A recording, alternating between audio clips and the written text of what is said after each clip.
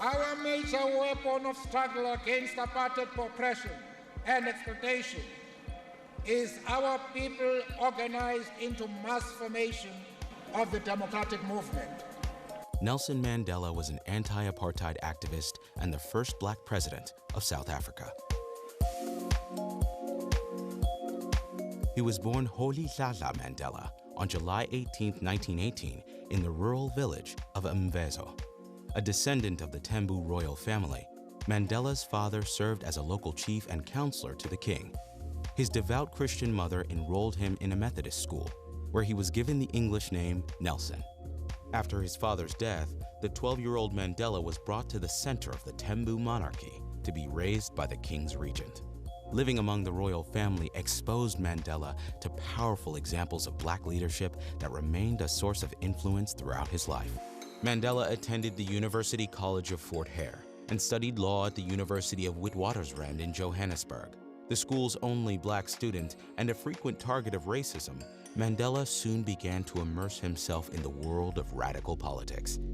In 1944, he joined the African National Congress, an anti-colonialist political party that fought to enfranchise and empower the black population living under an oppressive white authority. Mandela helped to found the ANC's Youth League and quickly rose in its ranks alongside fellow activists Oliver Tambo and Walter Sisulu. With the National Party's rise to power in 1948, South Africa's racial inequality was officially codified under the system of apartheid. The government passed legislation that institutionalized discrimination and enforced the supremacy of the minority white population. Mandela and the ANC fought back, launching the Defiance Campaigns of 1952, a series of nonviolent direct actions uniting black, Indian, and communist coalitions through coordinated civil disobedience. The National Party swiftly cracked down on their efforts, jailing Mandela and banning him from the ANC. Before long, the campaign had died out. In 1956, Mandela and 155 colleagues were tried for treason. While they were ultimately acquitted, Mandela became convinced that apartheid would not fall without armed resistance. In 1961, he formed the MK, a militant branch of the ANC that committed targeted acts of sabotage against the government and its military. The MK's guerrilla tactics were effective, but in August 1962, Mandela was captured. Charged with conspiracy, he received a life sentence. Incarcerated at Robben Island, Mandela remained a symbol of black South African resistance. During his years behind bars, he continued his fight on a smaller scale, organizing against the prison's inhumane conditions through demonstrations and teach-ins.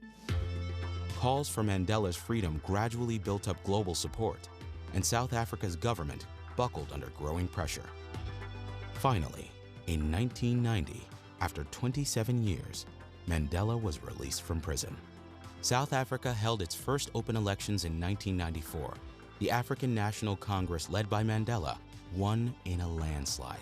As president, Mandela prioritized national programs that expanded access to social services, education, and housing. His administration also established the Truth and Reconciliation Commission, which served to investigate and confront human rights violations committed under apartheid. At the end of his first term in 1999, Mandela retired from politics. He continued to commit himself to activism, particularly in response to the AIDS crisis, until the end of his life.